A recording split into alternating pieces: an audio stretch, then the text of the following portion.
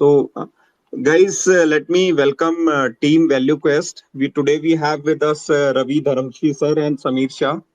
So, Ravi Dharamshi sir, founder and CIO at ValueQuest. In his early interest in equities inspired him to return to India in the year 2002, post his MBA from Mccallum Graduate Business School in USA. At his first personal professional stint, he had worked under the aegis of late Mr. Rakesh Jhunjhunwala ji, who is one of the largest and most respected investors in India. Ravi sir has also showed agility in understanding the pharma sector well before it was a recognized industry and worked on several technology and new age start from some private equity deals. In 2007, he took charge of research at ValueQuest, and in the year 2010, he metamorphosed ValueQuest into a professionally run SEBI-registered PMS firm, focusing on deep in-house proprietary research. And Sameer Shah is co-founder and fund manager at ValueQuest. By profession, he's a chartered accountant. He has been associated with markets since 1999. For the initial part of his career, he was instrumental in growing business at Sharekhan, followed by Brics Securities and Centrum before he joined ValueQuest in the year 2009. Sameer drives the research and also manages the flagship strategy at ValueQuest Growth. And as far as like ValueQuest is concerned, it's a SEBI registered PMS, and they have AUM size of 7,000 crore plus. And recently they have entered into category 2 private equity AIF to capture the opportunities in the unlisted space. So Ravi sir and Sameer sir, just in case I missed anything on the introduction part, I would request you to supplement that. Over to you guys. No, Prince, I think you pretty much captured everything. Thanks for that introduction. And we can begin the conversation. Great, sir. So it would be interesting to know, sir, like how it all started for you guys, and you both graduated to the journey, what you have achieved till now. So yeah, we can go one by one. Ravi, sir, you can go first, please. No, so during your introduction, you mentioned that I came back from US because of my love for equities or India. Honestly speaking, I did want to work in US like everybody does. Whoever wants to go and study in US, they want to work over there as well. But this was during the time when September 11 had just happened, and even the Harvard graduates who had gotten jobs were getting their offers rescinded. So it was a very, very difficult job market. But this was also the period where kind of Alan Greenspan opened the taps for the first time. What we know today know as quantitative easing. This was the first time such a quantitative easing had happened, and the world was about to witness a big boom. In that, especially India turned out to be a big beneficiary. Honestly, I came back to India, and it turned out to be the best decision for me because I came back. I joined Rakesh ji in the beginning of 2003, and ensuing 4 5 years were the best years of the Indian markets, and I got to see the all the action up close and personally seeing Rakesh ji in action, seeing wealth being created. That was, I think, the most important lesson for me. And uh, people say that if the first market that you encounter is a bull market, then it will not do you very good in the long run because it is difficult for you to adjust to the bear market eventually. But honestly, during global financial crisis, I was very easily adapted to the bear market as well. So for me, it turned out to be the best decision to come back from US to India and learn a lot from the man himself directly. Great, sir. So Sameer, sir, you wanna say? Yeah, so I also joined the market by chance. I was a chartered accountant and I didn't want to practice. So, chanced upon Sharekhan because I knew people there and I was, one of the very early employees of Sharekhan. Incidentally, Ravi and me, we were in college together. So we've always been in touch and I was on the broking side for the initial part of my career and realized that I didn't want to be doing broking for the rest of my life. So uh, the natural thing was to move to investing and stars aligned basically. We met and he also came back from there to ValueQuest and he was thinking of doing something and probably right place, right time. That's how it happened. Great, sir. I must agree. Serendipity has a big role to play as far as investment journey of most of the investors is concerned.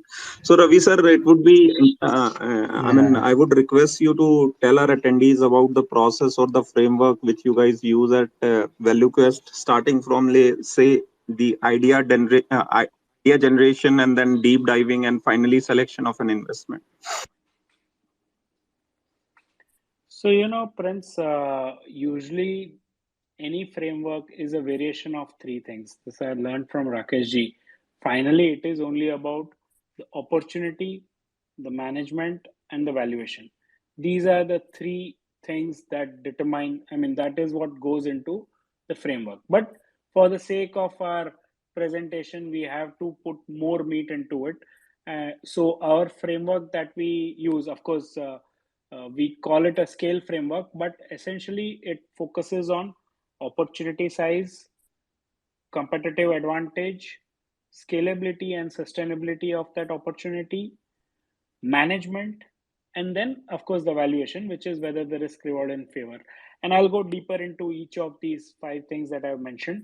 So, opportunity size, ideally, we would want it an opportunity which is rich in possibilities, where the possibility of a company going from 100 crore profit to 500 crore profit, or a 500 crore profit to a 1500 crore profit, that kind of possibility should exist. There should be longevity to that opportunity. There has to be some amount of predictability and sustainability. Obviously, not finally everything is cyclical, but what you don't want is cycles that turn every 2 years or 3 years. You want a cycle that lasts 5, 7, 10 years. Then your ability to capture a bulk of that opportunity is more durable.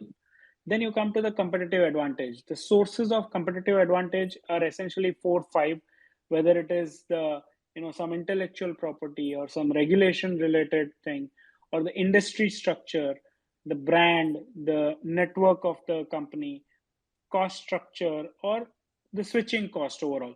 These are the things that lend the company some competitive advantage, while they are able to charge something which is more than what a competitor is able to charge, who is probably commodity in nature. Then you want to focus on scalability and sustainability.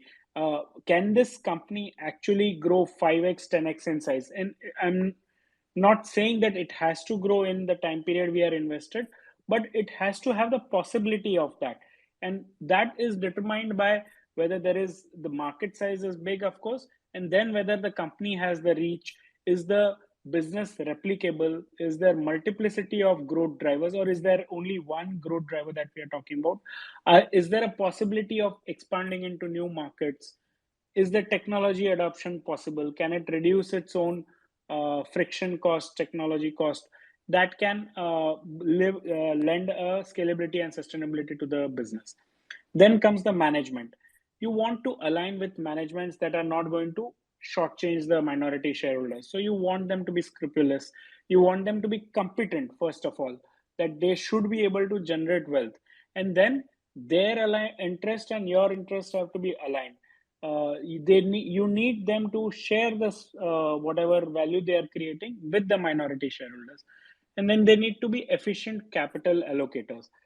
uh, I cannot stress enough how important capital allocation is. Most of the value creation happens because of how efficiently a company allocates capital. And then last but not the least is the valuation. You see, valuation is not a PE multiple. A lot of people confuse valuation with PE multiple or a price to book multiple. Price to book and price to earnings are a derivative or a outcome of what the stock price is reflecting. But what really determines the, see, if all study of stock is historical, but all returns of stock are dependent on what happens in future. So even though you might say predicting future is hard, but that really your returns depend on what the future cash flows are going to be. So of course we don't want to predict it to the last pie, but we need to have some sort of a scenario of what is going to happen in future. What are the possibilities in future? Is there operating leverage that is possible? Is there a growth curve which is about to get exponential? Is there a perception about the company which is wrong in the market? Is the number and the narrative continuing? I mean, is there a connect between the two? So those are the things that this is the broad framework that we look at, and that is what helps us in identifying companies which I believe we believe can scale up in a horizon of 5 years by 3 to 5x. Sorry, that was a long-winded answer to your question. Yes, sir. So, Sameer, you want to add something to it, or shall we move on to next question? Yeah, this was quite comprehensive. We can move on to next. Right. So, Ravi sir, would appreciate like if you tell us about the portfolio approach, as in like how much allocation you do to your ideas, in the sense like if you have high conviction, so what is the upper limit you keep for that idea, and likewise like overall portfolio returns is something which matters the most. Rather, we see that people are mad about multi-baggers, but again, if the allocation is not right, so even the multi-baggers doesn't move the needle. So what's your view on this? So Prince, we follow a very concentrated portfolio approach, and this probably concentration is far higher than what most other portfolio managers do. And so it just doesn't make sense to us. See, we put in a lot of effort into the depth of research, and I will leave it to Sameer to answer your question about what is the kind of research depth that we go into.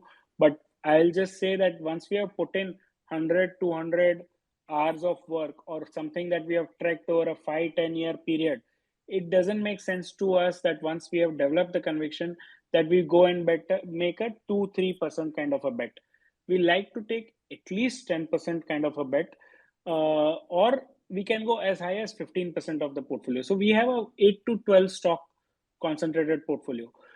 In cases where everything, all the stars are not aligned, whether it is valuation or whether it's some trigger or catalyst is not yet panned out, we might take an entry position which is small, maybe 4-5%, but that is about it. We will look to add to that position at some point in time when our conviction has come back, either through valuation or through triggers panning out.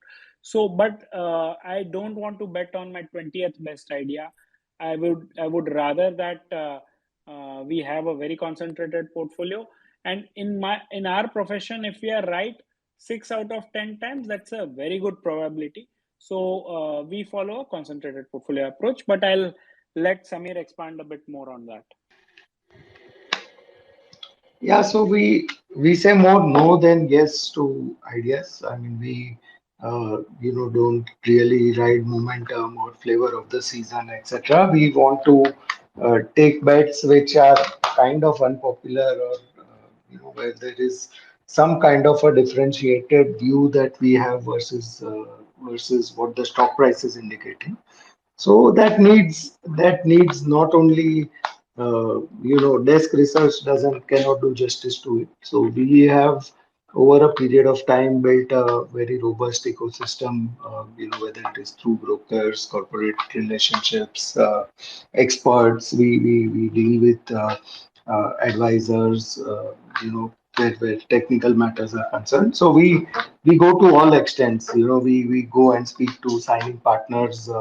We go and speak to competitors. We go and speak to people at various levels within the company to convince ourselves. The idea is to find something special within the company, and that's something special which is not yet recognized by the market. And when you have that feeling, then it just doesn't make sense to kind of bet small or whatever. We are okay. We the valuation comes last, but valuation does matter. And risk reward normally when we bet has to be firmly in favor. So we are not happy with kind of 10-15. If you are to give us a idea which is a 10-15% compounding idea, more often than not we'll pass the idea.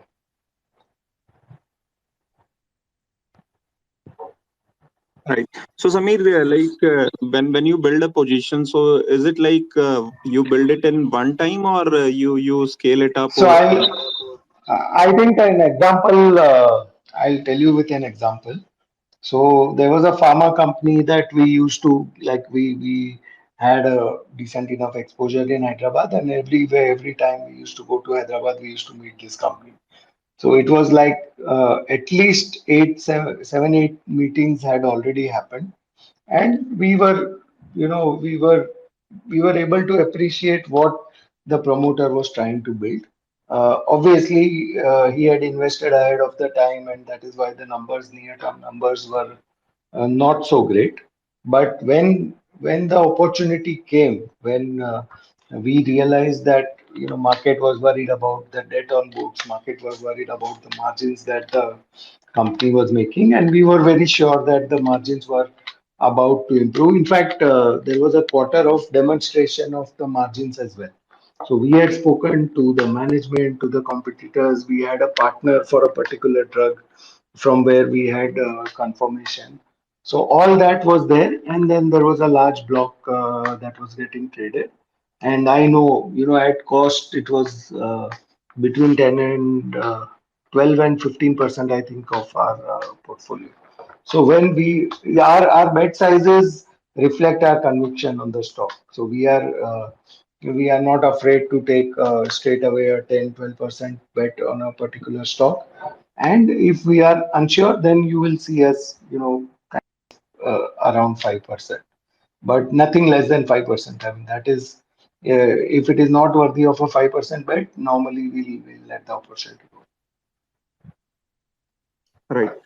So Ravi sir, just in case, like if you have some positive view on any confirming evidence, or maybe somebody speaking not so good about the company, so how you take that, and how that affect your decision in making a buy or maybe declining that idea?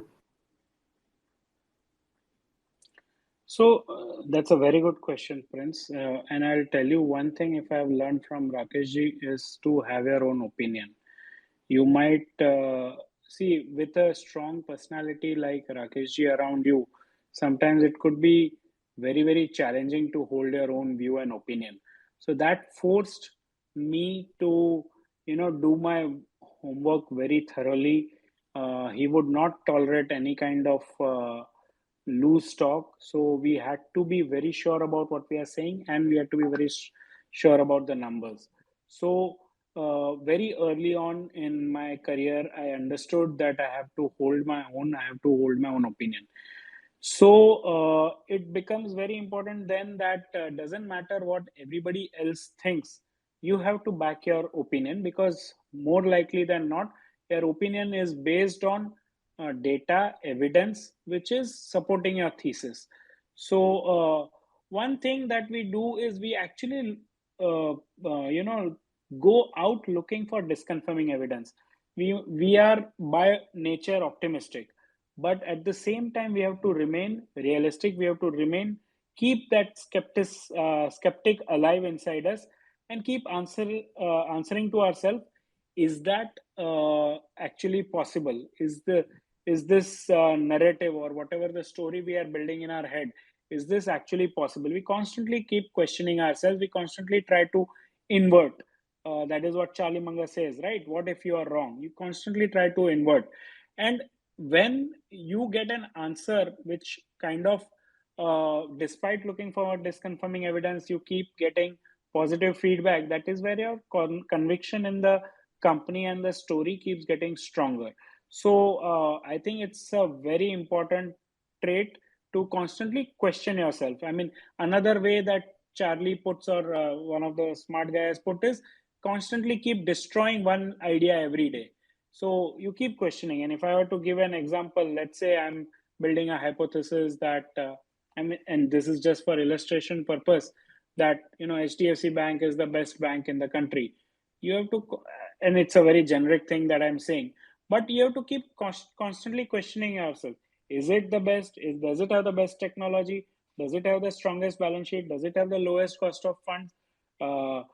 Is it getting the right people?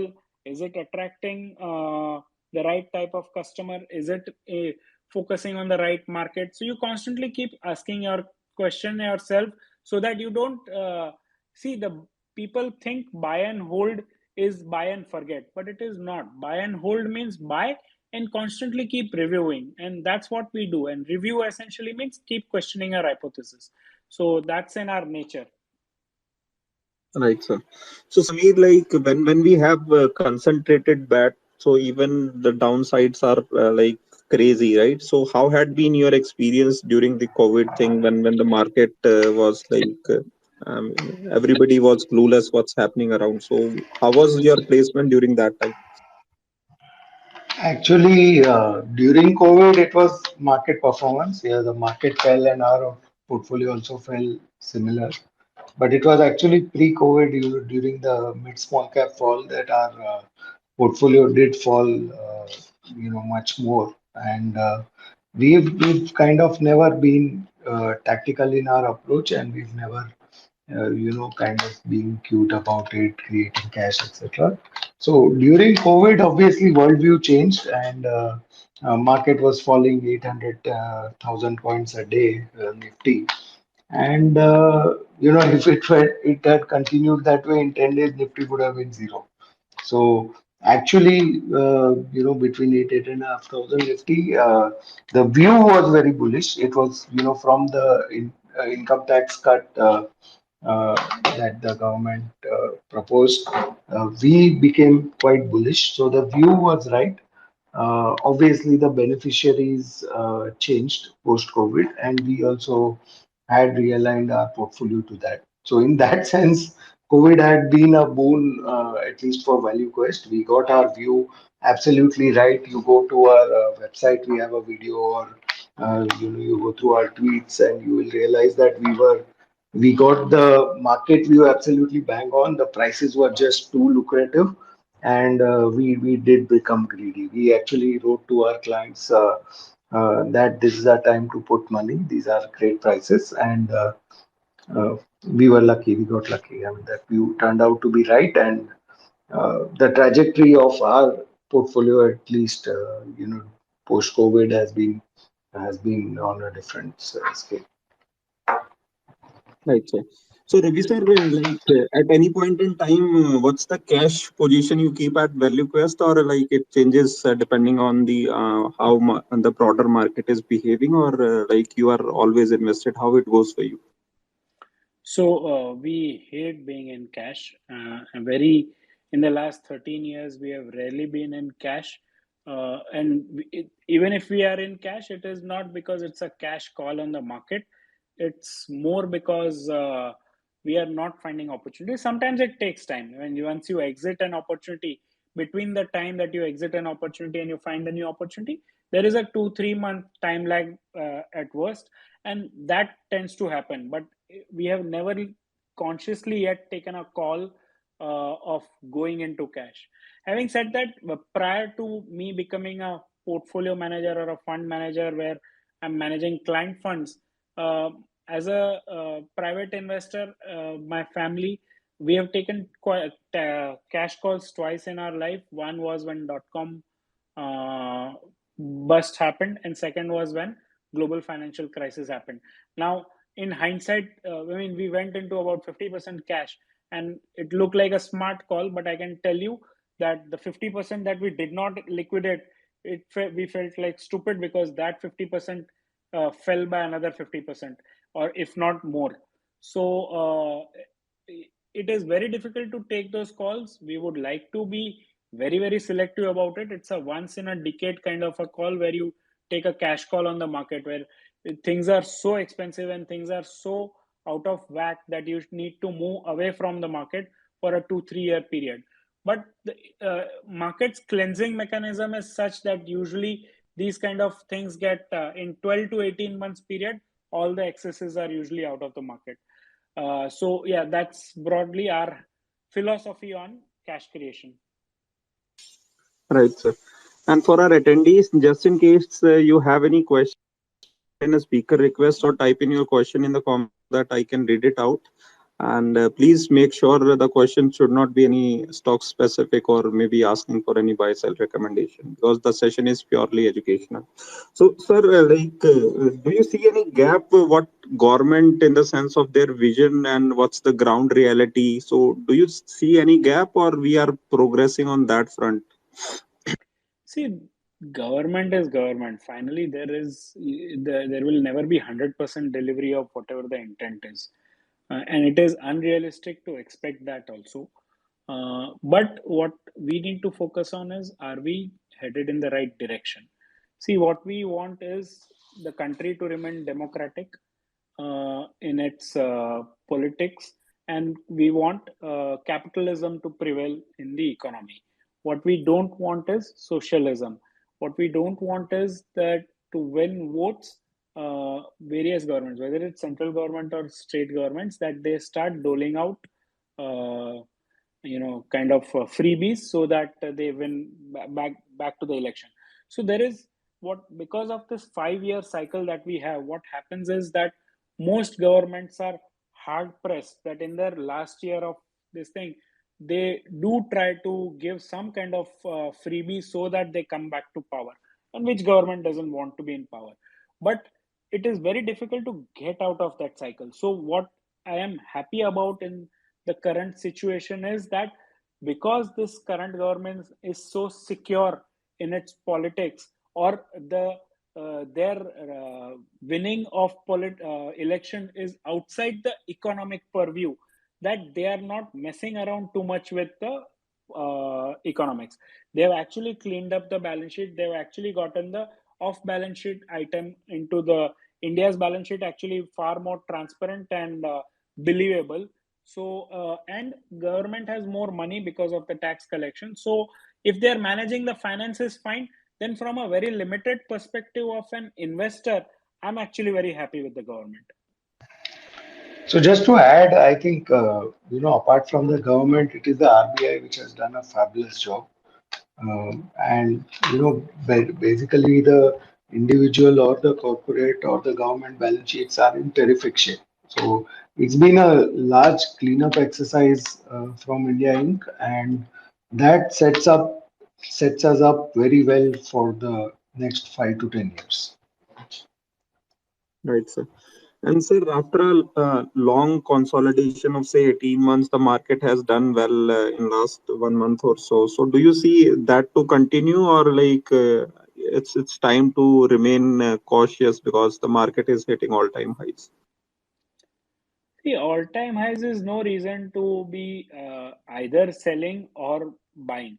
It in all-time high tells you only this much, that the psychology of people is that, see, it's a recognition of India's corporate profits being on an uptrend. Nothing more, nothing less.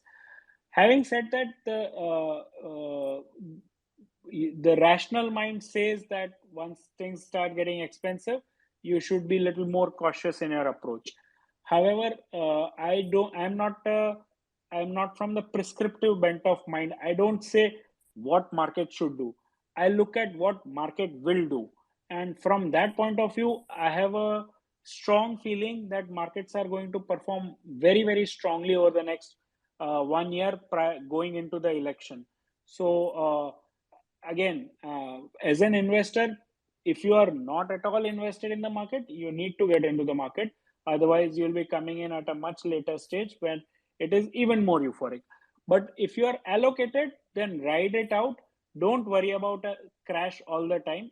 There is more money, as Peter Lynch says, there's more money lost waiting for a correction than an actual correction. So we have to take those correction into stride, understand that India's bull market is here to stay, invest with a 3-5 year perspective rather than with a 3-6 month perspective. Right, sir. So, sir, one idea you have like openly, discussed over various forums. But again, let's not talk about that company. But do you see any other idea wherein manufacturing and that energy transition theme both can be played at one go? No, so see, the themes are what we will discuss about. I will not give out any particular name on how you can play both the themes, but if there are two themes which I believe from a 10-year perspective are going to sustain, as we discussed in our framework. See, for you to generate returns, there are two things that most people bet on, or rather, the determinant of the returns are two things. One is the valuation that we buy on. If you have bought it cheap, then you will make money, but how much money you make will depend on which sector or which stock you have bought. So, and for that, it is very important that the sector, the theme, has a tailwind for a long period of time. So, from that perspective, energy transition and manufacturing are two themes which are going to sustain for the next 10 years. And energy transition is a global theme, but the manufacturing supply chain shift to India is a very, very specific to India theme. And if you can find a company which is at the cusp of both, then I think those are the ones that are I really would like to bet on from the next 5 years perspective. Great, thanks. Yeah, Kaushik, you can unmute and ask your question, please. Thanks, Prince. Hi, sir. I hope you're doing great. Sir, I just wanted to understand your VQ inflection point. You have identified four different themes that will be for next 10 years and 15 years.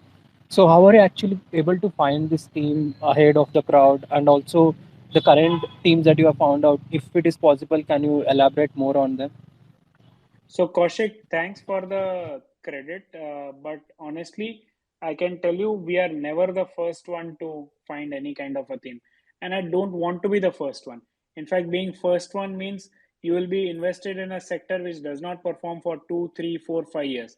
What I would rather identify is a sector or a theme that is at the inflection point from where it is not about the question no more remains about whether the opportunity pans out or no, and the question is only about how big and how long. So that is when we like to enter the opportunities. So energy transition is something that has been talked about for probably 3-4 decades. Okay. Brazil underwent a change from using petrol to using ethanol in 1970s when the first oil shock happened, and even during the first decade of this millennium when the crude spiked, a lot of ethanol related or renewable related wind got a big tailwind at that point of time. So renewables and overall move away from fossil fuels has been talked about for 30-40 years. But today what we identified is that point where the because of the learning rate involved, the costs have fallen, the technology have become more mature, and companies have reached a size and scale from which you can make good returns, and the companies have the necessary economic environment to generate the return on equity. So that is what I would like to focus on rather than being the first one. I mean, see, a lot of people talk about, and I honestly have no qualms about admitting that we are never the first one to identify anything. I am focused on identifying that point from where making money in the listed space or the unlisted space is going to become almost a certainty, where it is not a potential anymore, but the probability of you making money is 70-80%. I hope I answered your question. I think there was one more question, a part which I probably now don't recollect. Yes, sir. The The inflection second part of the question is themes. how are you able to tell that this is an inflection point? And the four themes that you spoke in VQ inflection, and I was lucky, I think, to be part of that. So can you give more light on these four themes that you are currently in? And what Sure, do you sure, think sure. any upcoming theme is also part? No. So this is 4 themes are more than enough. I don't need to find a 5th theme. If I can't find opportunities within these 4 themes, then what's the point of that? But see, this identifying inflection point is not something that just comes overnight. This overnight is probably is into motion for a 5, 7, 8, 10-year period. Okay, you have to have a top-down thematic view. You have to identify the exact points, as in what are the things that are ailing. Why is this not the time to be betting on a particular theme? And then once you see those things changing, is when you identify, okay, you know what, ethanol, for example, was a something that has been in work since last 15-20 years. But once you started seeing that the government was really serious, they mandated X amount of blending. They brought in regulations to ensure that it becomes compulsory. Vehicles are adapted to that. The technology was also available. Costs they gave price support. They ensured that loans were being given to the companies who wanted to do capex, and there was not more dependence on sugar sector, which was the demand driver, but other sectors also started putting up plants. That is when you realize that this is not anymore a pie in the sky, and it is a true opportunity in making. Now, this is just an example, but similarly, you have to connect the dots and identify what are the pain points in a particular opportunity. And once those pain points start changing, it will automatically become clear to you that we are headed in this particular direction and the momentum is starting to gather pace. The 4 themes that we spoke about that we are bullish on is energy transition, manufacturing in India.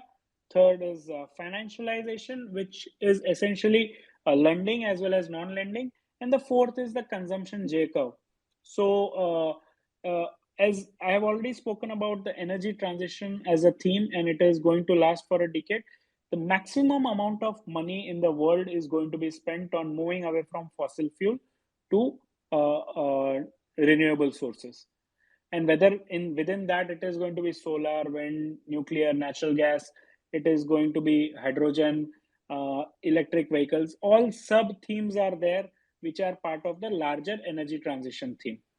The second theme is the manufacturing in India. And again, this is there are some push factors and pull factors.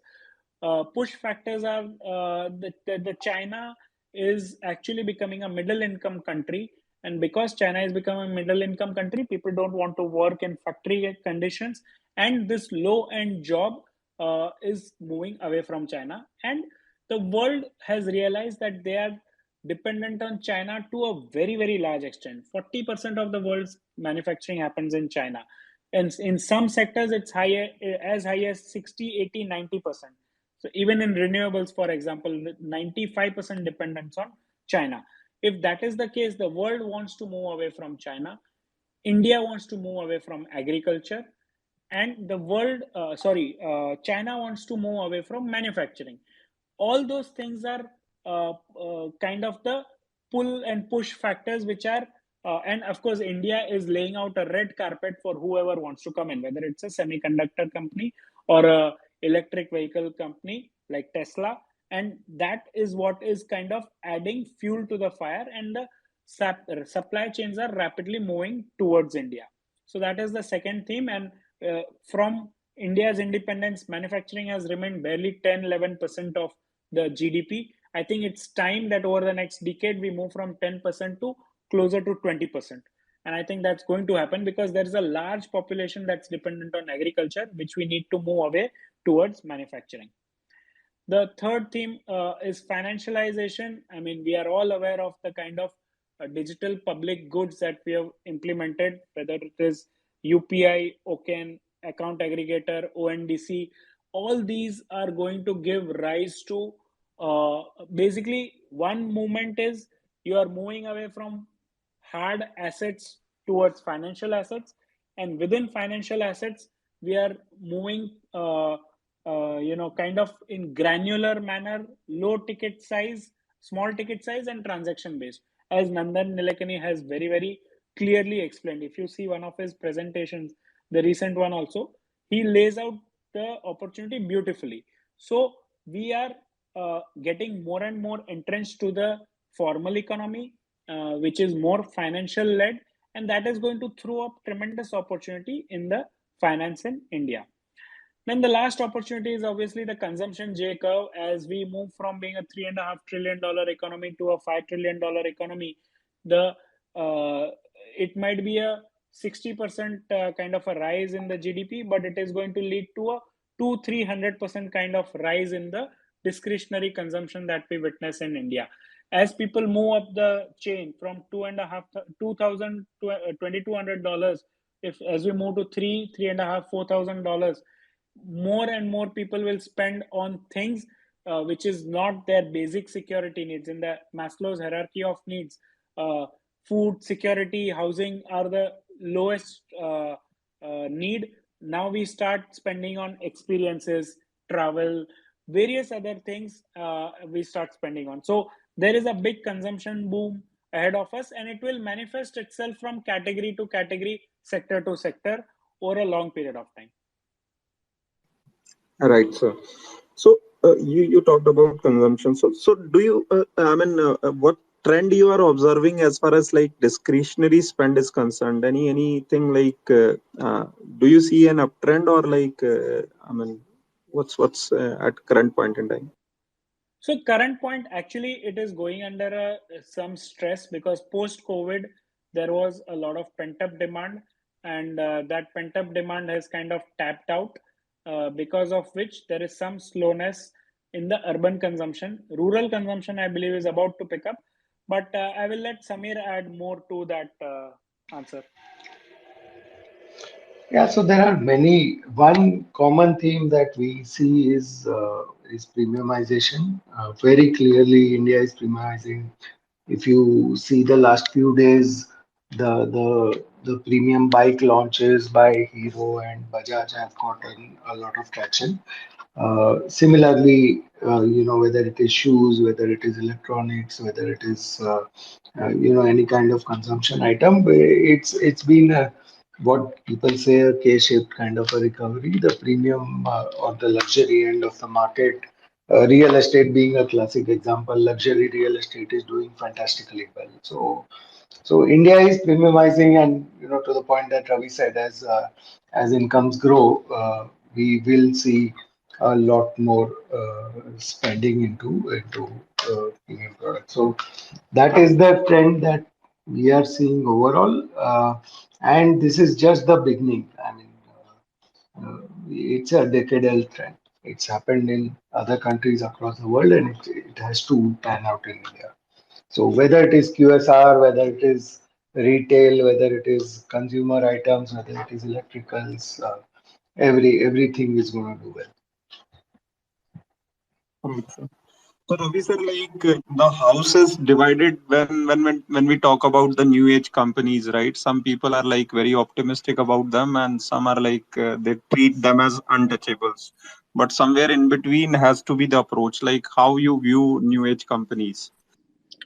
See, these companies are definitely quality companies, and I'm not going talking about any one particular company. And but a quality company is not necessarily a quality investment idea. So most of the disgust towards the new age company is more because they are expensively priced, more because the business models are not stabilized or are not profit making or cash flow making. Those are the reasons. But that doesn't take away from the fact that, let's say, for example, Nykaa has become 7, 8, 10% of the beauty and personal care market in India.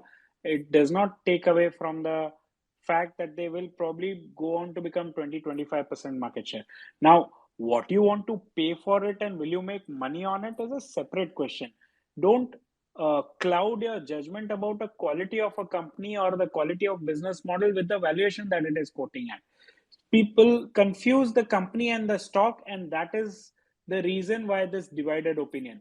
I would say, I think there is no difference. There is absolutely no question in my mind that Nykaa is a quality company. But is it a stock that I want to buy? that's debatable, and it's okay if we can wait until that opportunity shows itself. And you will have to constantly keep it on radar. You will have to learn about these business models rather than shunning away from that. Okay, I don't want to ever look at these companies. Companies make losses and they never make profit. That is not the correct approach as well, because these business models are strong, and at some point they will make profits and cash flows, and at that point of time you might want to have exposure to it. Now, having said that, we are undergoing a very severe funding winter, so a lot of price correction is likely to happen over here. So and that will lead to a lot of mortality as well. Business models that are dependent on raising equity to sustain itself is severely under threat. In the next 6 to 12 months, we are going to see a lot of mortalities. But that is where the opportunity also lies. Whenever there is a crisis, the ones that will survive will actually do very well over the next 5-7 year period. So let's wait and watch over the next 12 months, see which ones survive. So Ravi sir, you understand the pharma space as you show. You are tracking that quite a time. So at current point in time, which pockets within the pharma and healthcare you are positive about and looking? So see, we spoke about consumption earlier, which is undergoing a kind of a slowdown right now, but it is a secular theme which is undergoing a cyclical downturn, and you would want to place your bets in those secular themes when there is a downturn happening. Pharma, on the other hand, is the reverse. There is and I'm talking about the US generic pharma. It is a secular problem that this space is facing, but there is a cyclical upturn that is possible because the stocks got so cheap, because the US generic prices are going to fall less than expected. They used to be the price erosion used to be in double digits or high single digits. Now they have come down to, let's say, 4-5%. That is giving some amount of a cyclical upturn, but the secular nature of the opportunity is kind of broken, because it's become very difficult to capture a large part of the profits. Every opportunity, there are 15 or 20 people on day one launch. Then if that is the kind of competitive intensity, it becomes very difficult to generate extraordinary profit. So way back in 2015, the companies were making crazy amount of profit, and those profits were getting high multiple.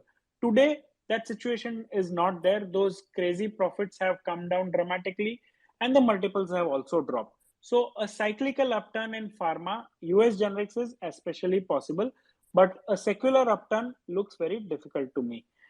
Now, healthcare is a very wide space. Of course, there are good models in the pharma. I like the diagnostic models as well.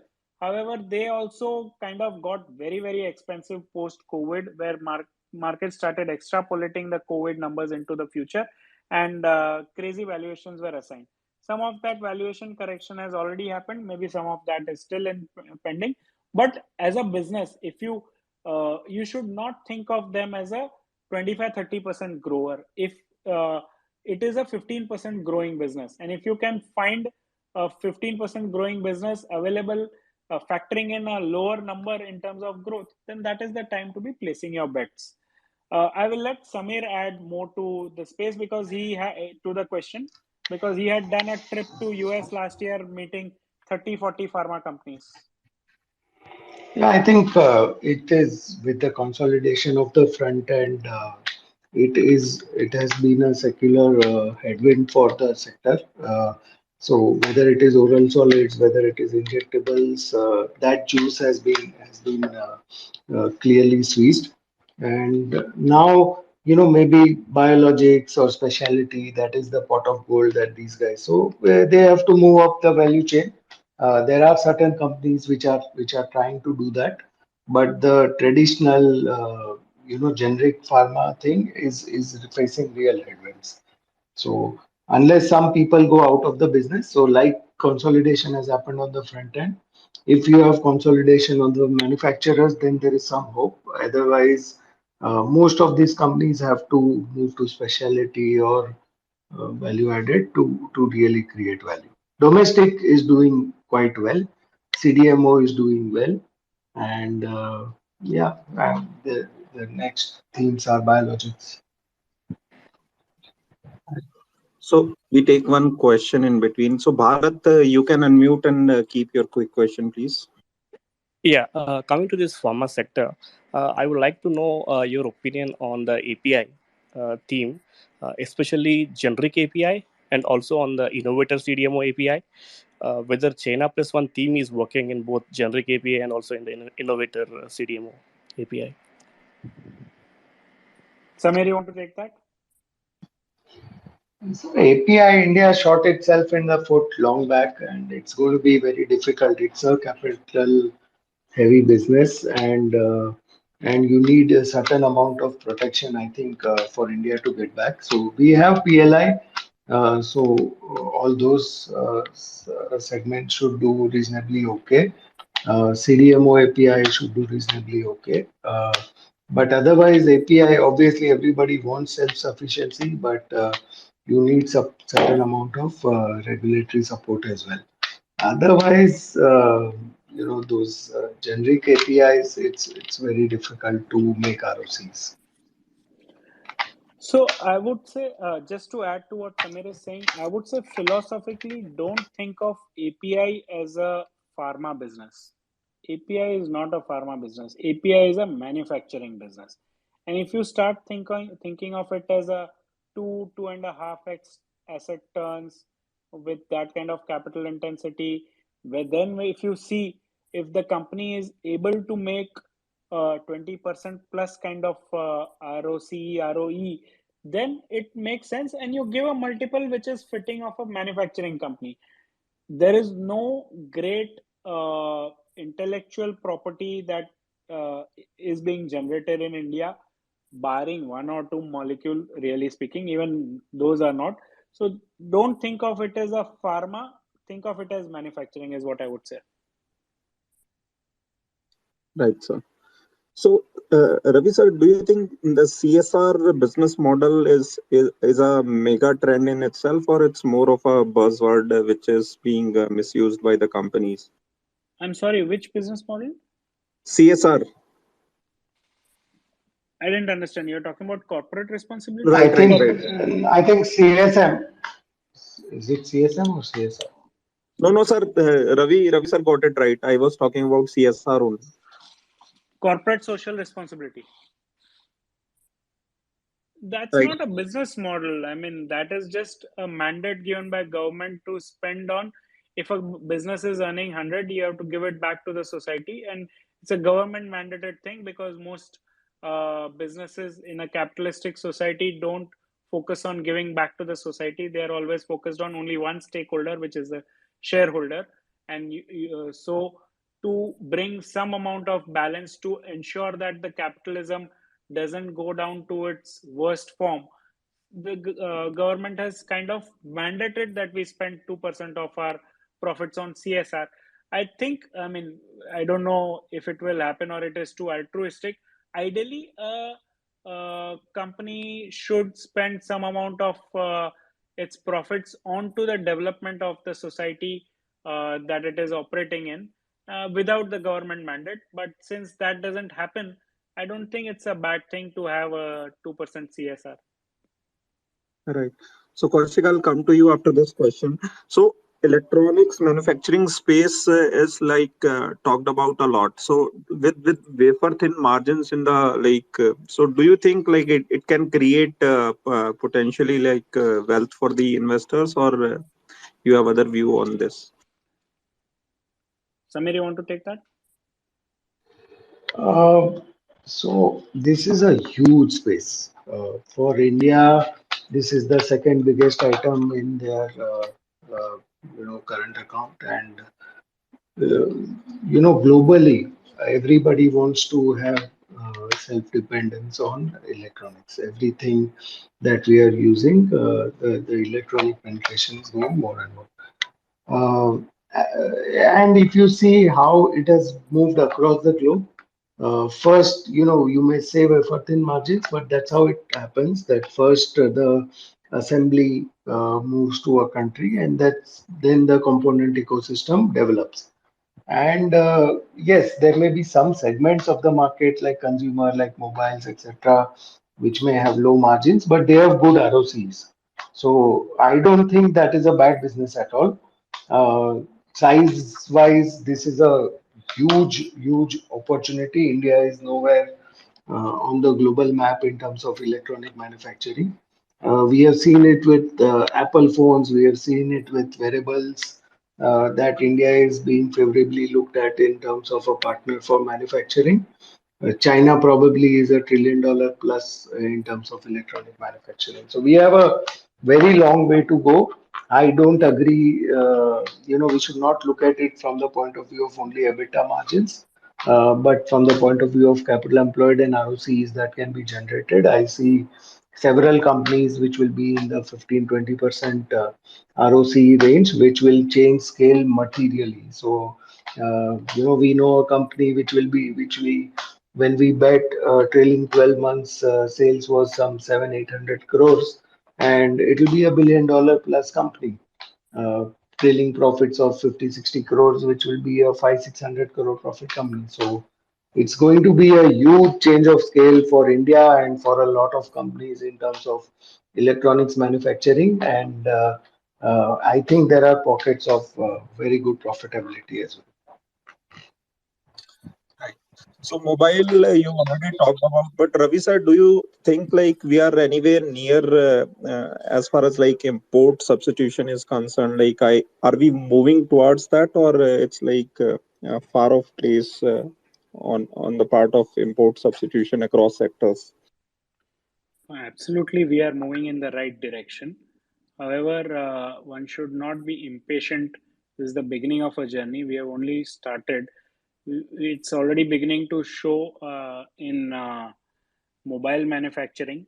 Eventually, as Sameer mentioned, we will go from being assembly to building components. From building components to we'll go to making the entire equipment, and hopefully at some point someday we will do design as well as innovation. So that is the value chain that we will go through. But as of today, we have just made beginnings, and right kind of incentives are being put in place. Government is also learning what has worked, what has not worked. They are tweaking, trial and error. They are trying to make things work. So sooner or later, I think we will get it right in one. If there are going to be PLI in 20 sectors, we'll probably get at least 10 of them right. So I don't know if we'll make success out of all of them. And if that happens, that will keep throwing investment opportunities for people like us. Right. So, yeah, Kaushik, you can go next. Thanks, friends. Sir, I have very specific question on EMS as a sector. Every companies and every like if we see the EMS transaction that coming from China to us is very massive, very big thing, and we are also expected to be 7% of the contribution of the entire EMS as an output.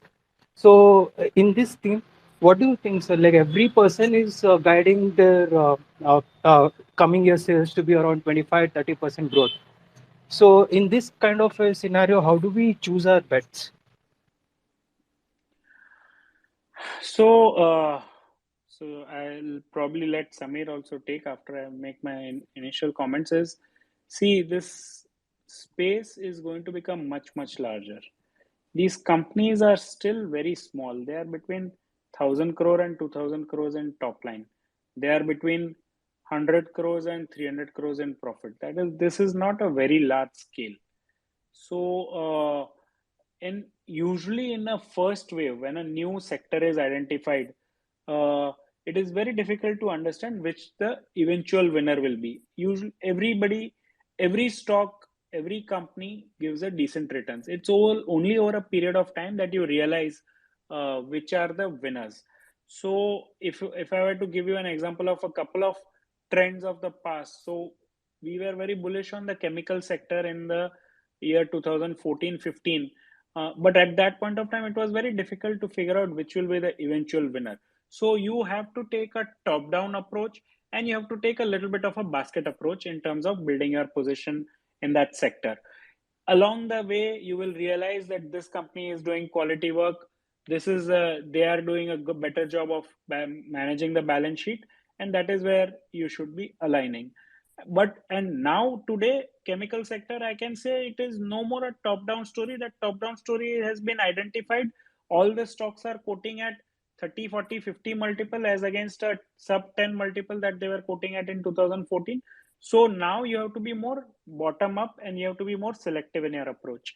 So I don't think we have reached that stage yet in electronic manufacturing. Every Tom, Dick, and Harry will grow in size, and you will probably make money. But the real quality winner, we will come to know along the way. Sameer. Yeah, I would just like to add that, maybe, this is just the beginning of the cycle. We have, I think, for 7, 8 companies that are listed within the space. What Ravi mentioned as a example of chemicals, or, many other sectors that we have seen. Along the way, you are going to see many more companies which are going to get listed within the space. So if you have your top-down view right, and you keep meeting the companies, you will be easily able to identify in terms of who is doing something special or something different. So it's very, very early days. I mean, we believe that this is a mega trend and it's going to last. And you see any country, when it happened in Japan, when it happened in Taiwan, when it happened in China, and now when it has happened in India, it's a decadal theme. So companies will be far, far, far larger than what we are seeing right now. And as we know, we tend to overestimate what can happen in the short term, and we'll underestimate what can happen in the long run. So our view definitely is to be long-term bullish, and we will see many more companies getting listed. And like we said, the component manufacturing ecosystem is still to develop. So maybe the winners will come out of that. Right. So, Ravi sir, in one of your recent interaction, you talked about IT and you highlighted basically two main reasons. One was like margin contraction, and the other was the growth concern. So, do you believe at this point in time both the things are already in price, or we can like experience some more pain in the IT sector? I think IT sector is still not at a price where, see, first of all, IT is, and I am talking about the large IT services company, is, in my opinion, a 10-12% growing sector. Now, 10-12% growing sector is not a bad thing for the kind of size of the companies that is there. But I don't want to buy these companies at a multiple of 25 when they are going to grow at only 10-12%, and where the predictability is very, very less. So a lot of these companies actually don't know what their next quarter is going to be, though a lot of them like to give guidance. So I would say wait for that point where the implied growth rate in the stock price is less than 10%, and that is when you would like to buy. And for a 3 to 5 year horizon, you will then probably get some multiple expansion as well as earnings growth.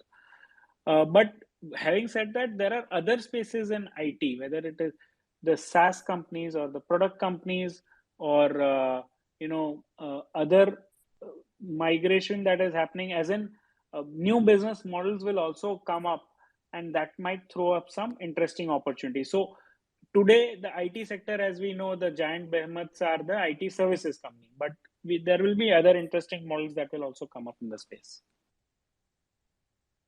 Right. So with raw material inflation soothing and freight rates are coming down, so is it fair to assume like in next 2-3 years across sectors we will like broadly see the benefit of this? And if I were to ask specifically, like which sectors you think will benefit the most out of it? So, Prince, we've already discussed the themes that we are bullish on. But see, the reason why Indian market did not perform for the last 18-20 months till about March, April of this year was because there was a lot of margin pressure, and that margin pressure was coming because of two things primarily: raw material price inflation and freight cost increase. Both the things have come off. Raw material prices have come down, freight cost has come down. So that gross margin expansion will most likely happen across the board.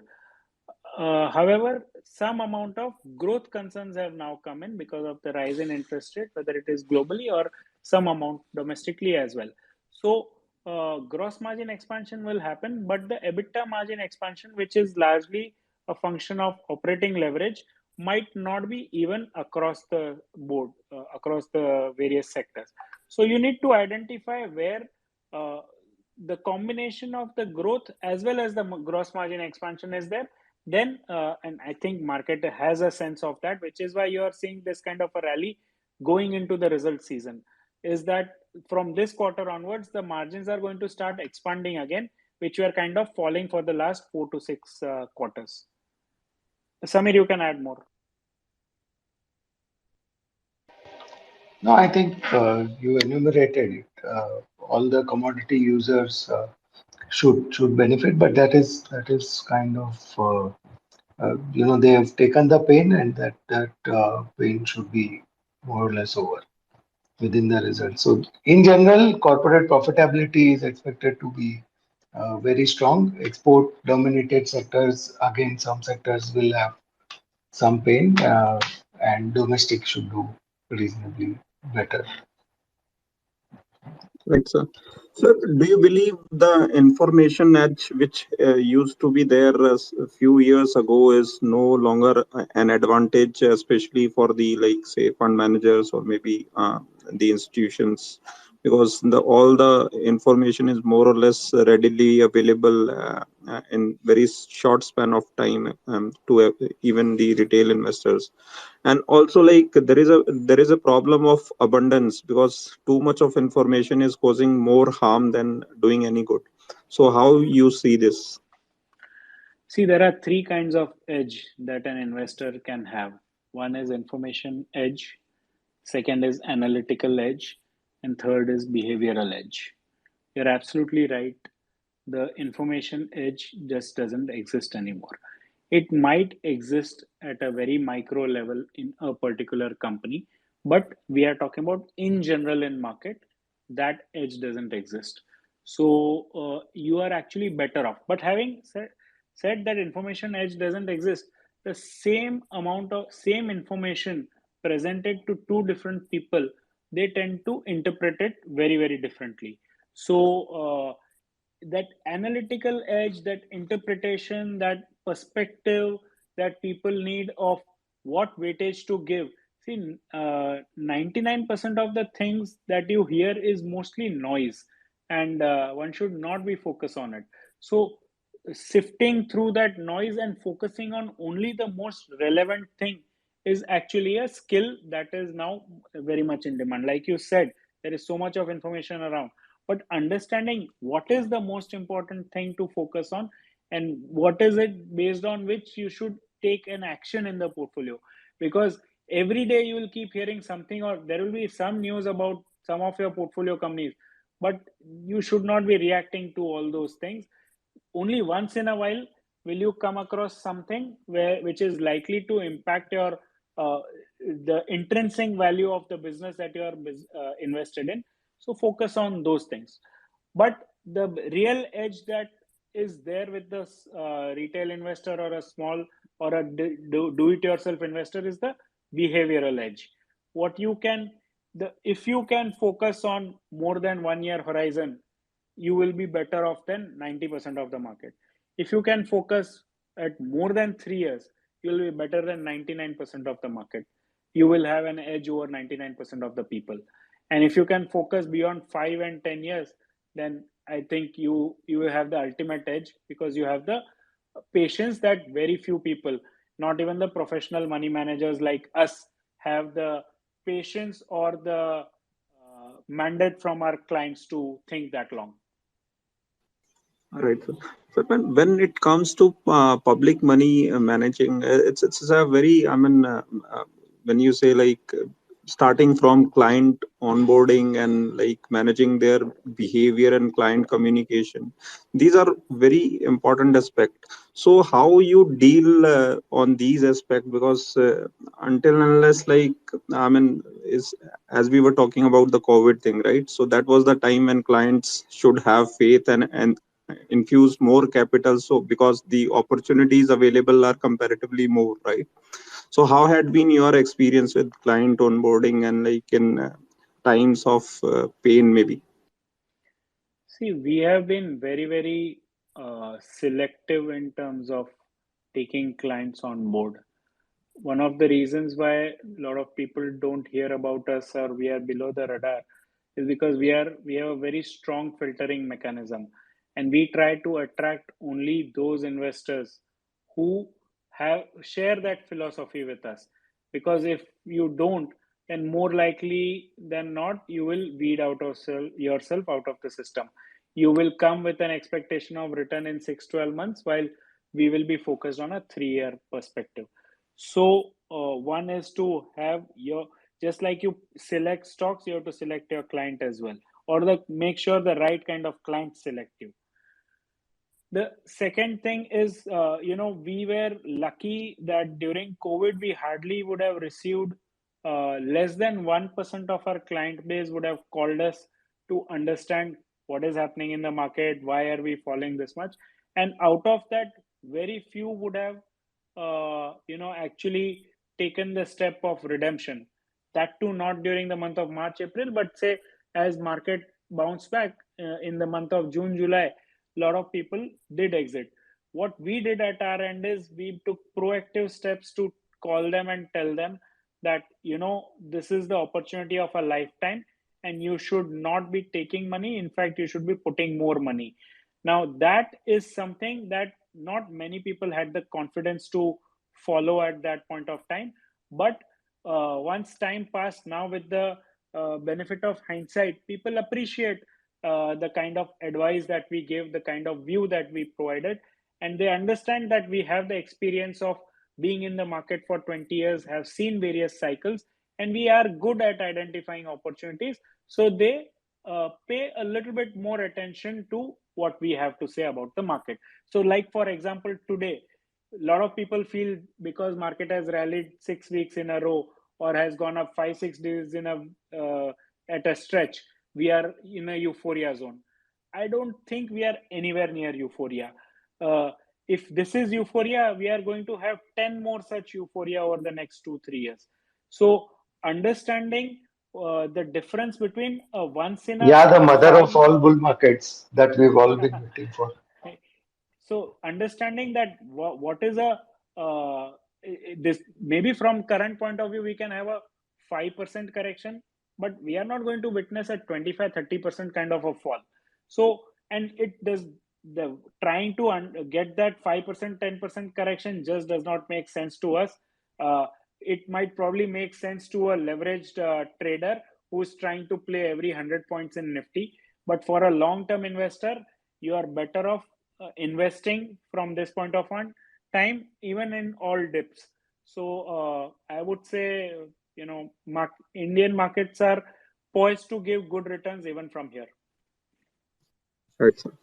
So, sir, do technicals find any place in your framework, in the sense like mostly we see these days, like when it comes to selling a position, we often rely on the technicals. So, does it find any place, or how your sell strategy is, in the sense like one could be like the thesis go wrong, then one books a loss or maybe cut the position, and the other could be the overstretched valuation, or is there any other angle to it, or me? Yeah. So see, I would say we are fundamental investors. The technical analysis tells you what is happening or what has happened in the past. It doesn't tell you about the why. We would like to focus on why. Why is the stock going up? How much will it go up? How big can the value creation can be? Those answers you don't get from technical analysis. From technical analysis, you can only understand that at this price level, a lot of accumulation has happened. At Y level, a lot of distribution has happened. But again, since we are totally fundamental investors, we don't bring in any kind of technical analysis into our portfolio decision making.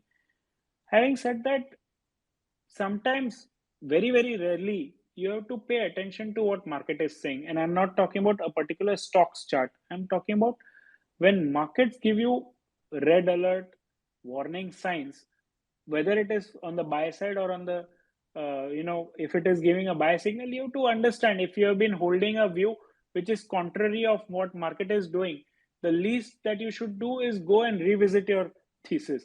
Maybe you are wrong and maybe market is right. So there is a lot to learn, even from the price action. But you cannot make it your central thesis in investing. You can only use it as an adjunct to the fundamental investing. Sameer sir, like any view on the R&D thing across companies? Do we see any uptrend or maybe increase in the R&D spend, or are we really improving on that front, or there is a lot to be done on that front? I'm sorry, I didn't understand your question. R&D. Yeah, research and development. No, so see, India is an economy going from $2,200. We are a very poor per capita income country, and we are making a march towards becoming a middle income country. So if you see China's development would have started in late 90s, but their R&D spend would have started maybe 10 years back. So the first couple of decades, India is going to spend not on R&D, but more about ensuring that we have the infrastructure in place. We go to becoming a decently from a underdeveloped country to a developing country to a maybe slightly developed country. So R&D will come much later on. Having said that, the human resources, most of the MNCs in the world use Indian human resources to do R&D. Our R&D mostly today is focused on reducing costs or increasing efficiency, not on finding products which are dramatically different. We will have to start seeding today so that we can hope to get results maybe 10 years, 15, 20 years down the line. I don't expect India to become a research powerhouse in the next 5 years for sure. So, I mean, just to add, we need both policies and the capital to support that. Basically, companies have to sustain, and capital has to be patient enough, to fund the R&D, which can go on for several years. So, India has definitely a long way to go. Like Ravi said, process R&D, we are specialists. The whole pharma sector, there are many more sectors in manufacturing which are very good at process R&D. So is it fair to assume like same goes with the skilled laborers, like we can improve on this front gradually? Surely. See, once today there is a shortage of skilled labor in all. Suddenly there are so many new sectors that are coming up: solar, renewables, hydrogen, electrolyzer, sodium, semiconductors, 5G. All these sectors, it's not like people in India are already have all the talent that is required for those sectors to grow. We will have to get some amount of talent from out. We will have to learn from somebody, either, even if it is either that learning curve is you traverse on your own or you get somebody to help you make it quicker. But yes, that is a journey in every sector that we will have to go through. We can only hope that government brings in policies that shorten that learning curve, that enables investment, so that we can actually move to the next phase. Right. Kaushik, you can quickly unmute and ask your question. Before that, Ravi sir and Sameer sir, I would like to ask on how good we are on time. Like, can we do another 15-20 minutes if you are free? Prince, 15-20 minutes would be too much. We can probably close with next couple of questions. Okay, right. Last two questions then. Kaushik, you can go ahead, please. Thanks, Prince, once again.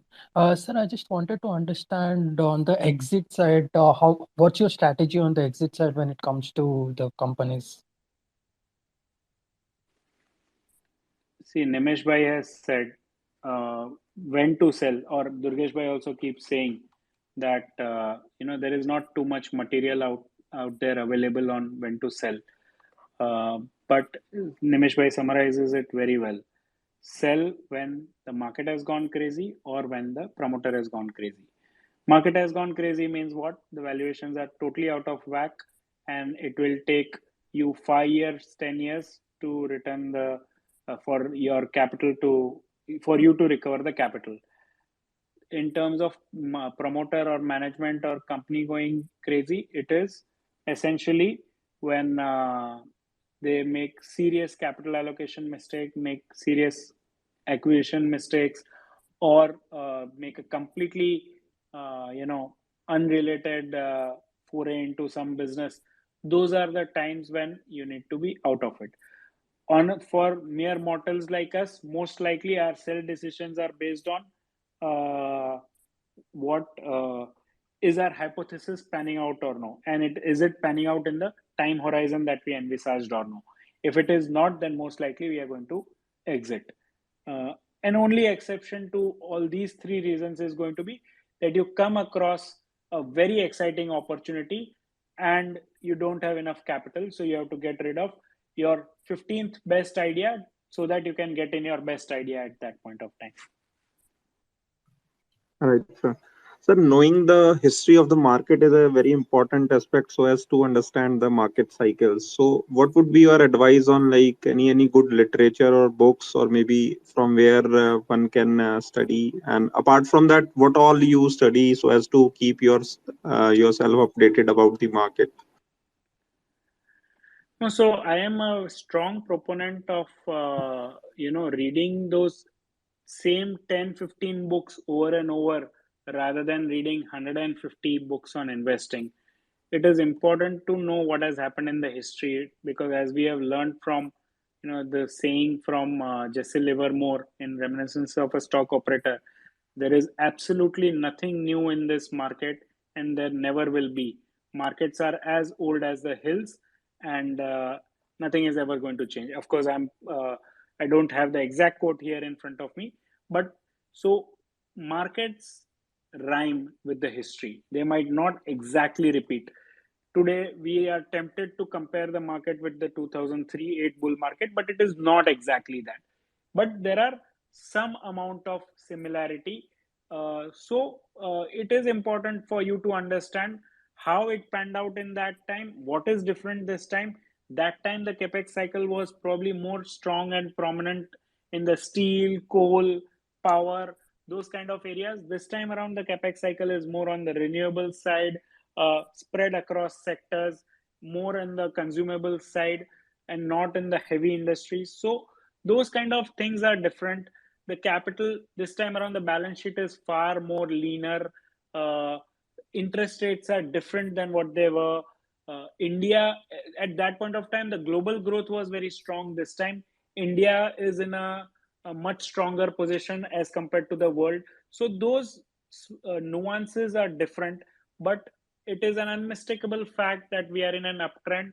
Our corporate profit to GDP, which bottomed at around 1% during COVID, is headed higher. We have reached about 4%. We are probably going to be 4.5% this year. We are probably going to go towards 6-7%, and who knows, we might even exit the 2008 peak, because at that point of time, a lot of things were non-existent which are existing today, which is GST, the digital public goods, the infrastructure connectivity, the port connectivity, airport connectivity, mobile phones, banking system. So many more things are in place as compared to 2008. Our systems and processes and infrastructure is geared for a much larger. We are capacitized to grow much more than we were in the 2003 to 8 cycle, because you can see what happened post 2008. global financial crisis, so as soon as we gave a little amount of stimulus, our inflation shot up to 10% plus, and it stayed there for almost a 5-year period. This time around, that is unlikely to happen, in my opinion, because we have focused far more on the supply side reforms rather than trying to stimulate the economy. Right, sir. So, sir, Ravi sir and Sameer sir would request for any concluding remarks, and also if you would like to, tell about something. I mean, you recently ventured into the unlisted space, so if anything you want to talk on that front, I would appreciate that. Sameer, you go first. I'll say it later. No, so we are, I mean, obviously we are what you call market ka kida. So always, India is a land of opportunities, and we truly believe India is the oasis in the world. We did a roadshow, to Middle East and Singapore, and we can truly feel it now that there is one big country which is US, which is investable, and the next best investment destination is India. We are all truly blessed to be at the right place at the right time, and yeah, I mean it's a land of opportunities. We have so many entrepreneurs who, despite policies, despite everything, has performed well. So yeah, I mean we are quite bullish. So I'll just add that recently Samir and I did a trip to Middle East and Southeast Asia, and the kind of feedback that we have got gives me tremendous amount of confidence that India has actually come of age, and we are going to receive huge amount of inflows into the Indian market, whether it is FDI, FPI, or in the startup economy on the private equity space. A lot of flows are going to come to India because, one, for the fact that our neighbor on the northeast side has kind of shot itself in the foot, and there is no other large economy to replace that, and that has left a lot of investors in the world very, very frustrated, and they are looking for an alternative. Same is the case with all the people in the business world who are looking for an alternative supply chain to China. So things have turned in India's favor dramatically. There is no need for us to go out and tell how great India is as a destination. People are convinced on that. They are just, if it's a capital market investor, the concerns are more about valuations and what's going to happen in election, not about whether it is an opportunity or no from a 10-year perspective. And if they are somebody running a business, again, before committing to the capital, they are only maybe a little bit worried about the bureaucracy and the taxation regime. Otherwise, there are no real big negative from India's perspective. So I will not be surprised if India receives a big sum of money, whether it is 50, 70, 80, $100 billion of capital into in the next maybe 24 months. So I would definitely hope and expect that. That's my concluding remarks on India as an opportunity. From the private market perspective, yes, we have launched our private market fund, and we believe that current funding winter that is going on will end up, good companies are also not getting funding. Baby is getting thrown out with the water. There is a lot of pain left over the next 12 months, and that will throw up even more opportunity. So from a deployment perspective, next 12 to 24 months are a good time to be finding gems in the private space, companies that can probably go public over the next 3-4 year period. And that is where we would like to do our cherry picking. Great, sir. Thank you for taking out time and sharing your great insights. Really helpful for our audience, and hope we did justice to your time. It was great having you today, and hopefully sometime down the line we'll again request you to share your insights. Thank you so much, sir. We really enjoyed it as well. Thank you. Thank you so much. Thank you. And thank you, Sameer. For our attendees, like those who joined late or missed on any part of the conversation, the session is recorded and I'll be uploading it over my YouTube channel. So if you feel like, you can surely subscribe and listen to the insights of best minds in the industry. Thank you so much. I take your leave for today. Good night. Take care. Thank you, sir. Thank you. Thank you, everyone.